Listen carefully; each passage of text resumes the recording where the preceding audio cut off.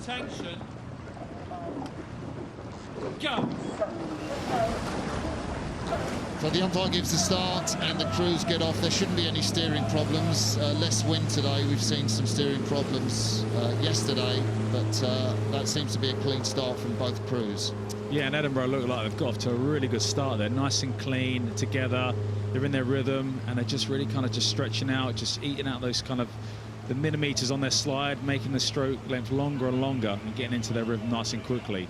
And the crews will settle down once they get inside the booms. It's always, you feel very claustrophobic coming to that part, but then once you get inside there, you can relax, get into your rhythm, and it's very tight as we get in between the booms there.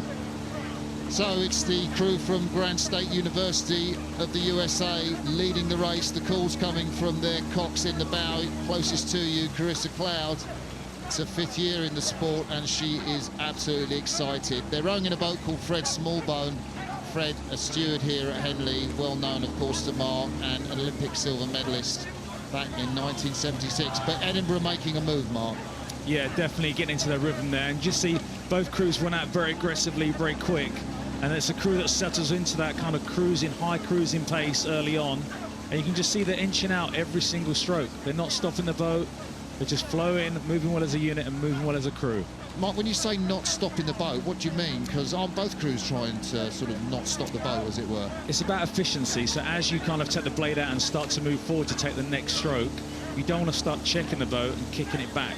So you're trying to be light, and you know, as a kid, we always used to think about having eggshells and not trying to crush them, being gentle and just pressing off on the front. So Grand State University with the blue and white hooped shirts. They are one length down on the smooth-moving crew from Edinburgh University. 2 members of that Edinburgh University crew, Mark, were in the crew that broke the record for the Prince Albert Challenge Cup last year. They set that time of 6:54 seconds down the course. It was the men from University of Washington that won, but it shows you what a great crew this Edinburgh foursome is.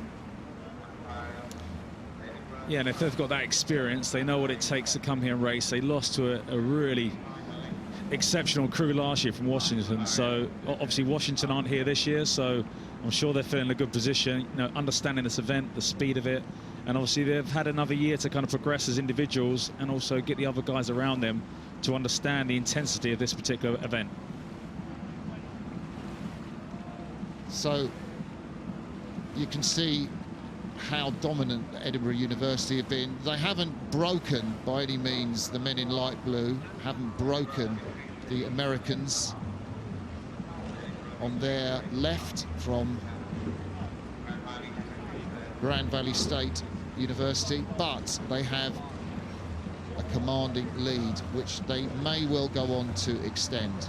And this is the great thing about rowing. Once you get in front, you get to watch your competitors, you know, you can see what they're doing, and especially when you get this type of distance, you know, it's always difficult because you don't want to come off the gas or the work too much, but obviously, you know, these guys are trying to move efficient, and it's a 5-day event, so this would have been a kind of second race today. They've got tomorrow and hopefully the final. So at this point, they've gone through the halfway kind of mark, coming up to that now. They're trying to be thinking in their rhythm, being efficient and not wasting too much energy. So the little coxswain there, Rosie Margolis from Edinburgh University, learned to coxing on the Thames for Latimer Upper School, and well, just behind her is the bowman of that crew, James Temple, going down the boat, Keenan Tierney, then Callum Irvine, and at stroke Rufus Schofield. Of course, Rufus rode in the British crews for the under-23s. It's a really, really strong outfit, and I think after we've just seen Edinburgh University scullers come down and dominate the men from Durham University, you can see how strong that program is, Mark, with the performance of this Edinburgh University 4.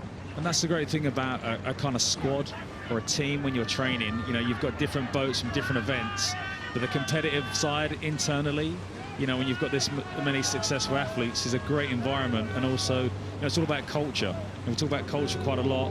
You know, they've got a winning mindset, winning mentality, and they just keep pushing each other on every day of training. Yeah, and actually, if you follow their coach, Colin Williamson, on Twitter, you almost get a sense of the buzz that's going on the programme. I mean, there's so much good stuff going on. He's forever tweeting results at trials or great results at regattas, or just the mood of the club is so up at the moment. And, you know, it must be a great place to do your rowing. Yeah, and that's, you know, you want a coach that's enthusiastic as well. You know, it's such a tough grinding sport. You know, you're working hard every day. You don't get to race that often, and your coach is, you know, as well as being like a technical expert writing the program, you want someone who's quite bubbly to kind of, you know, make it fun and enjoyable as well, because you want to enjoy it, you want to make the most of it. Oh yeah, what a fantastic shot there you see of the Edinburgh University crew coming down the course, and that's their stroke man, Rufus Schofield, who was in the under-23 championships last year in the British 8 that came 5th. And shot there behind him of Callum Irving, really solid in the 3-seat, just setting the rhythm up. Yeah, this is where it's always challenging for a cox, because when you're in a front-loader boat, which is where the cox is obviously sitting in front of the bowman or behind the bowman, you know, they can't actually see where the other crew is. So it's whether the crew's relaying where they are, or she's just keeping her head still and just making sure that she sees nothing in the peripheral region on the right-hand side. So you can see Edinburgh University on the left of your picture, Grand Valley State on the right of your picture. We're looking there at the stroke man from Grand Valley State. That is Dominic Bioloncini, and he only started rowing a couple of years ago. And for him, it's great excitement and honour and privilege to be racing at the Henley Regatta, and in such a competitive race as well, because this is a fantastic Edinburgh crew, and Grand Valley State have been right in there the whole way.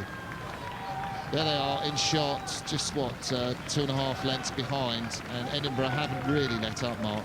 No, and that's a nice thing to be able to come through stewards that far clear and just enjoy the last 20, 30 strokes, you know, and soak up the atmosphere a little bit, because I'm sure when they start racing tomorrow, when it's packed there and it's going to be probably a tight race in the semi-final, they won't have that comfort. So the men from Edinburgh University are in their last few strokes. They're just meters away from our commentary position. You'll hear the buzzer when they cross the finish line. There it goes, another success for the Scottish men in Edinburgh. Grand Valley State, great race from them against an extremely competitive crew. And 3 cheers. You're used to hearing those if you've been watching these transmissions from YouTube of Henley Regatta. If it's the first time, then welcome to you. We're going to go and see another race.